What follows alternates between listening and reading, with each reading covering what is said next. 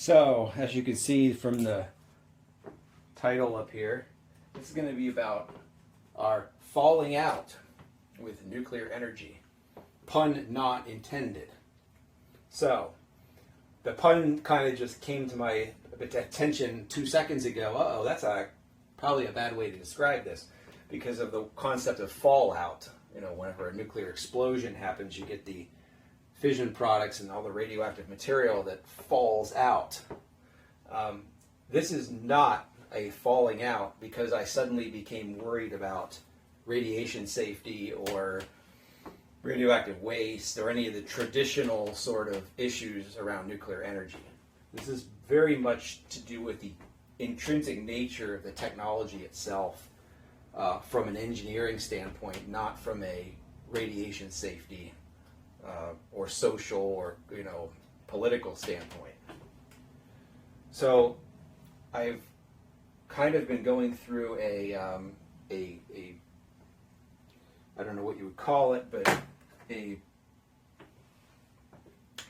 realization about technical complexity and how it's not always good to have the most complicated, craziest, wildest designed thing out there in the world.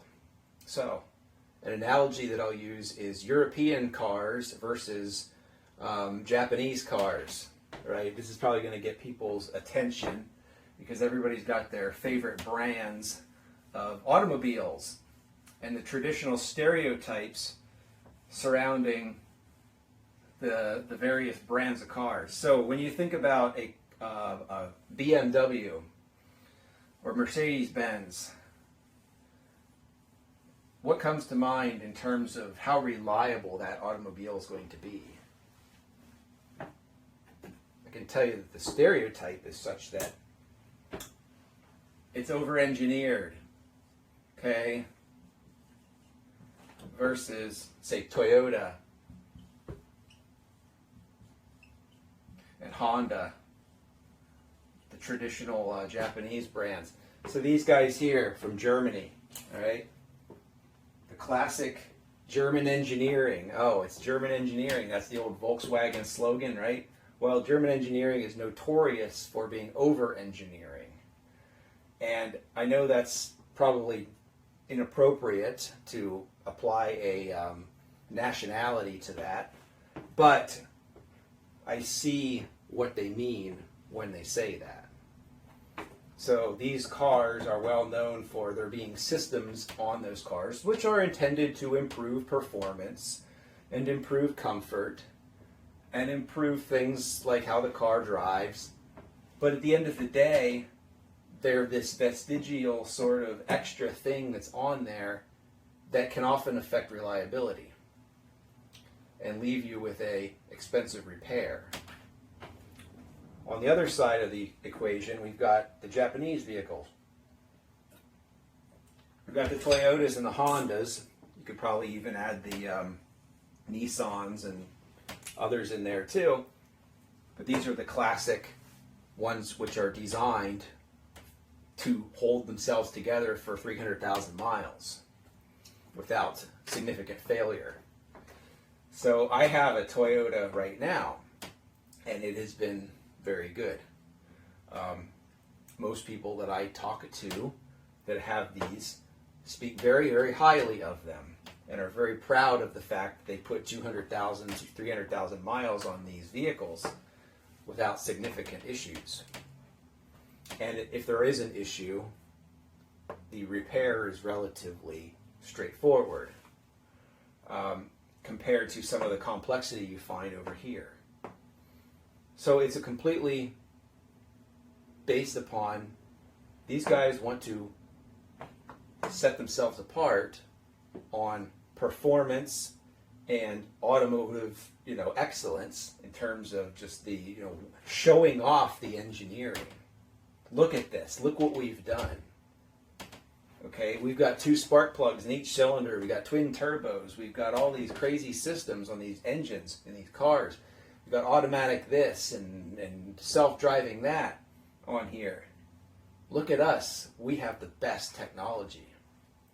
Then these guys are here. You buy a Toyota Corolla, for example, and it's, you know, it's a car. It gets you from point A to point B. It's not going to win a race. It's not going to win an award for appearance. It's not going to, you know, you're not going to look at it and say, wow, look at that design. Look at that, that's really cool. A nerd is not going to get all crazy hyped up over one of these. But you buy it and it just works. And rarely do the things break. So, higher performance versus easier to buy, cheaper, better long-term reliability. We can apply the same exact logic to electricity generation technology. Obviously, it's a pretty niche subject, but we all use electricity every single day. It's a very, very important part of our life, so I'm going to do it. And I'm going to do it by comparing nuclear power plants on this side to photovoltaics, solar power, like this, on this side.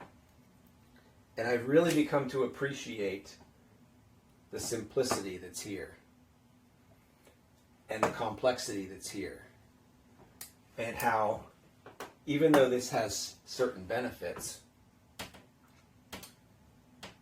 if I was to be go into business generating electricity, if I was the COO of a NRG Energy or somebody like that, and I had to make a decision on what kind of power plant I'm going to build, I would be right here with no questions asked. Absolutely no questions asked. And we can throw in battery storage. Okay, battery plus PV. So both of these combined together. So what's the comparison with complexity? Well, nuclear power has what I call a very large amount of both upstream and downstream complexity. And it has a large amount of what I'm going to call vertical complexity. Upstream. So what's upstream of a nuclear power plant? Well, there's the fuel that you need to run the plant, which has to be processed from natural uranium that's mined from the ground. So there's an entire supply chain that you need to provide that material. Luckily, the volumes and the masses are not huge. It's not like coal. You know, you're not burning millions and millions and millions of tons of uranium per year like you are with coal. But it's still a mass flow, and you need to have some pretty complex systems to manage it. You've got to be able to convert that uranium from the rock form into uranium dioxide, and you've got to convert that to uranium hexafluoride, and you've got to run that through a centrifuge and enrich the isotope and make the uranium-235 a little bit higher so that it can fission well in the nuclear reactor, in the light water reactors that most of us use. And then you've got to deal with refueling the reactor every 18 to 24 months. Upstream complexity. Then you have to hire very qualified and very, very responsible employees to operate the plants. So you need a whole army of little army of people, hundreds of people. A typical gigawatt scale nuclear power plant has several hundred employees. If they were to build a new one today, it'll be interesting to see what they'll have in terms of staffing at Vogtle in Georgia when it's up and running. But the 1970s and 80s vintage plants have like 500 to 1,000 employees, and then they bring in contractors to do a lot of the upstream work during outages. So, upstream complexity. Then there is what I call downstream complexity. That's kind of the employees. I kind of mixed them together. What kind of resources do you need to operate this thing? That's the downstream side of it. When it's built, what do you need to keep it running? So upstream is what do you need to put into it to build it and to fuel it and all that stuff. And then what do you need to actually operate it in terms of day-to-day? And then we've got vertical complexity versus horizontal complexity. totally made up terms. I don't know if these are real ideas or not, but I just kind of came up with this. So a nuclear power plant is a very big, let's say it's a gigawatt. So it's a big generator. And it's one big generator with 1 million different parts. All right? 1 times 1 million parts. Okay? It's a single unit, but it's got 1 million parts. Let's think about it that way. Every nuke plant that's been built in the United States and in most of the world is a one-off deal. And there's many reasons for that. Many people try to speculate, well, if these plants were all standardized, if it was all modular, we could reduce the cost. Well, that might be partially true, but it's not entirely true. You cannot completely standardize them, especially at the gigawatt scale, because it's just too big. It needs to be site-specific wherever it's being built. So we got all this complexity in the nuke plant. So how about solar and battery? What kind of complexity is there? Well, making solar panels and solar cells is certainly a very complex operation. It's probably on par with making uranium fuel rods and fuel elements for nuclear reactors. So we're going to say that solar and battery, even making the batteries, the lithium-ion batteries, has very high upstream complexity, just like nuclear does. But how about downstream? How about the day-to-day operation of a solar power station, a solar farm? Do I need a whole army of employees to run that? No. Do I need super crazy qualified people to build a solar power plant with engineering degrees and masters and PhDs and physics and all this crazy wild science to build a solar power plant and battery system? No. Electricians off the street could wire it together, and everyday construction labor that would build a small building could put it up. It's very easy. I personally installed the solar power that's at my house. I have a 4 kilowatt solar system here and installed it single-handedly with no outside help whatsoever. And it's a fully functional power station that basically sells electricity into the regional grid, effectively through the distribution system. The downstream complexity is extremely low. Low downstream complexity. You could provide the materials and the equipment in just about any community, and they could get it installed. Very, very different from a nuclear power plant. How about vertical complexity versus horizontal? Well, solar has what I call horizontal complexity. It is basically millions of little tiny power stations all working together. So it would be the opposite direction. So to get your gigawatt, you have 1 million kilowatts, little power stations, for example, all coming together in parallel. So you're using all of these modules. So they call a solar panel is a solar module, a photovoltaic module, and they are all identical for the most part. If you're going to build a solar farm, you're going to use all the same solar panels, same dimensions, same physical size, the same power output, the same electrical characteristics. They're all going to be the same. And you're going to plug them all together in series and parallel and feed it into inverters. And the inverters will convert the DC into AC and dump it into the grid and aggregate your megawatts all together. So, like I said, which one would I rather deal with? This one's really cool from a nerdy standpoint. It's, oh, that's really neat, you know.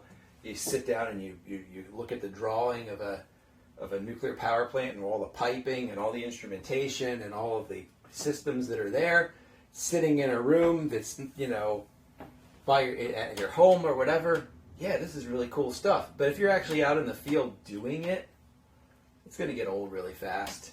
And it's going to be a lot of stress. And you got to x-ray every weld.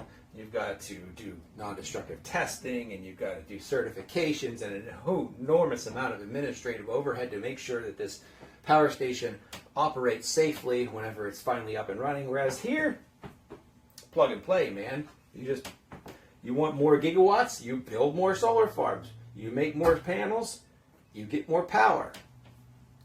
You add more batteries when you need to store that electricity overnight or during the day, whenever. And the flexibility with this is incredible. The thing with this is you're building this $20 billion power plant, and even if it's 99% complete, it isn't making a single watt of electricity, and you're not making money.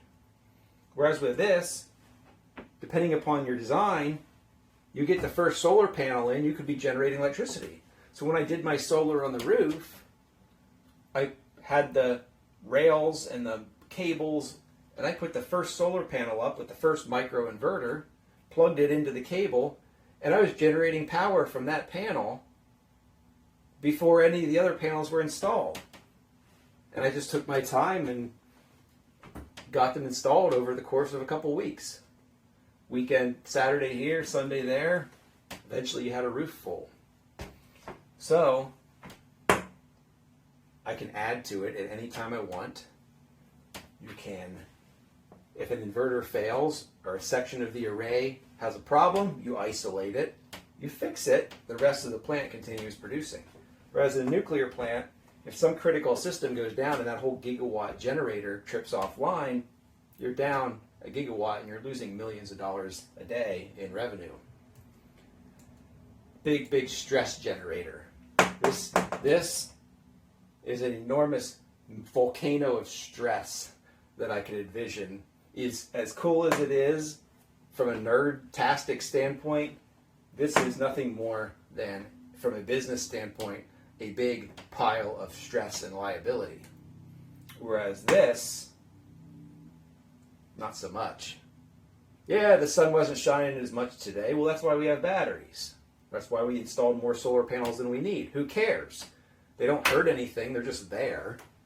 They're not going to leak. They're not going to explode. They're not going to, corrode and fail or do anything that you could have happen in a steam power plant. We're not going to pollute waterways or air or the soil with this. Whereas over here, especially not so much nuclear, but more with the fossil fuel side of things, we can cause a lot of pollution problems if we don't operate the plant correctly. So it's a matter of, I would rather have 1 million little solar power plants to make my electricity than to have one pain in the ass, gigantic, monolithic beast, nuclear or coal or even gas power plant to make my electricity. This just seems so much easier to deal with. So much easier to scale up and scale down. Not have to lose sleep on Saturday nights about leaking water or leaking steam or leaking lubricating oil or tripping offline during a thunderstorm and not being able to bring, shutting down an entire gigawatt scale nuclear reactor. Here, if you lose a transmission line during a thunderstorm, the inverters will just shut the generation down.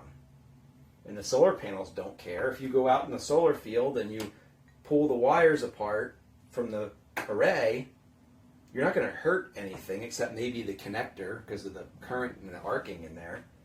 But you will not hurt the solar panel. It doesn't care whether you're generating or not. It doesn't care whether the wires are connected or not. It doesn't harm it at all. So, storm passes, they get the switch closed at the substation, and you're back online. Your inverters will resynchronize with the grid or your battery or whatever, whatever you're feeding at the time, and you're back in business. If there's something that happens, you're only taking down part of your generation, not this massive big, ginormous single generator. So I'm very much a believer in keeping stress to a minimum. And that's what this will do. This here, yeah, you might be able to, you might have great performance at all, just regardless of weather conditions, but you pay dearly for that. With billions of dollars in loans for decades. Whereas here, I spend a few million here, spend a few million there, spend a few million there. As demand goes up, a few million more. You don't have to have these gigantic loans. Companies could pay for these solar farms out of their pockets when we're talking a few $1 million a piece. A big corporation easily can just pay for that. Or get low interest rates because they're not taking out billions of dollars. So, how do we deal with the weather situation? Because people are like, well, renewable energy is it's intermittent. Intermittent. And I don't like that word intermittent used because it really isn't intermittent. Intermittent implies that it's either on or it's off. Some people could go say that solar is intermittent because it's diurnally intermittent because of the sun going down and coming up at, day versus night. But in reality, the better, more appropriate word for that is variable. I like the word variable. And it's naturally variable. It's not variable because of anything that engineers or people are doing to the system. It's variable because of what Mother Nature is providing us with, the energy, in variable amounts. And we have to collect that as it's available. Variable amounts of energy. And another word that has crept into our vernacular over the past, I'd say, 2 years is the word reliable. And this is another one that is often misconstrued as to what it means. So people say that nuclear power plants and fossil fuel power stations, basically the old school, the old guard, traditional options are more reliable. And I very, very, very much beg to differ on that. Because like I said, your nuke plant has 1 million parts.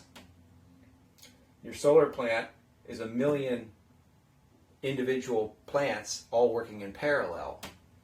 So you've got 1 million power plants versus 1 million parts in one power plant. Which one has a higher probability of failure?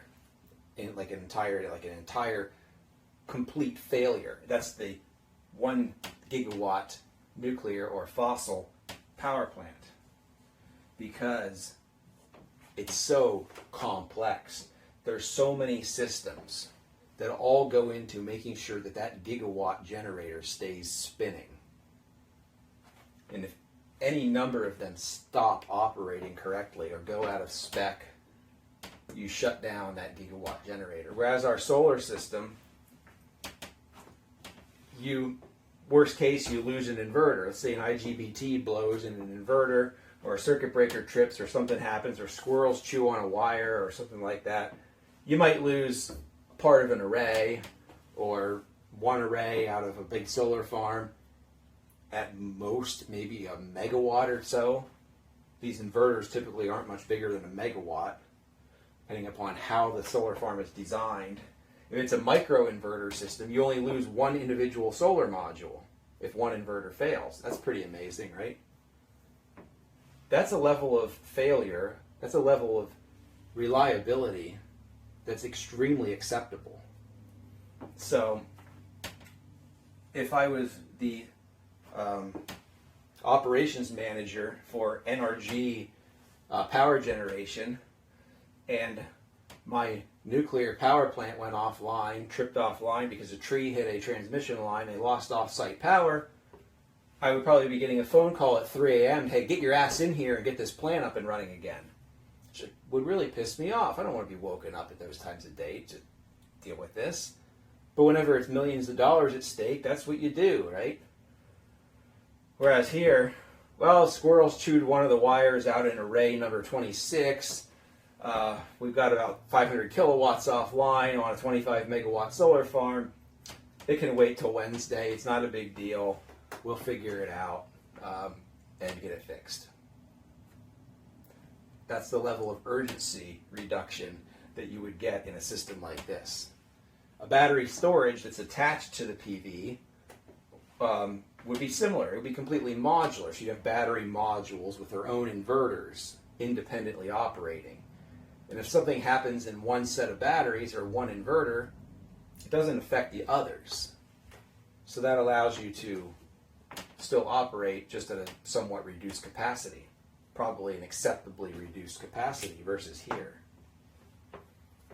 So the engineering challenge with nuclear power is obviously getting the costs under control and getting the waste issue dealt with. Which, like I said, it's an engineering challenge. I'm not here to worry about the waste thing. The engineering challenge with PV is dealing with Mother Nature. How do we ensure that we can meet load, which is, supplying everybody with electricity, while we're getting variable, uncontrolled energy input to the system. So, I would, based on today's technology, feel much more comfortable dealing with this side of things. And I think we have a much greater chance of success if we put all our efforts into dealing with that. Because there's no shortage of energy out here. There's nothing that limits. There's even in the dead of winter, you still have a lot of energy coming from the sun and from the wind and all these areas. You just have to be able to handle the variability.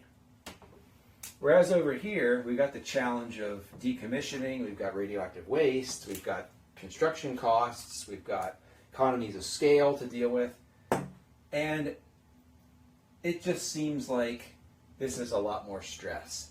This is a lot more pain in the ass than this is.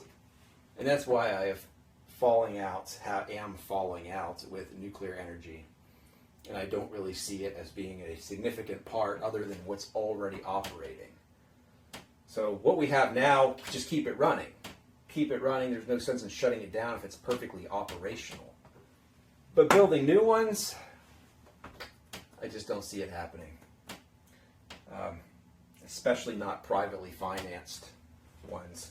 Maybe some government somewhere like China will probably continue building nuclear power plants, financing them through its state-owned enterprises. But in the private world, in the market-based power systems of the United States and many other countries, these energy sources, batteries, PV, wind, you might be able to throw in like geothermal and hydro, small hydro, as a sort of side one, but these here are the big dogs of the future of the electricity generation system. And that's it about complexity.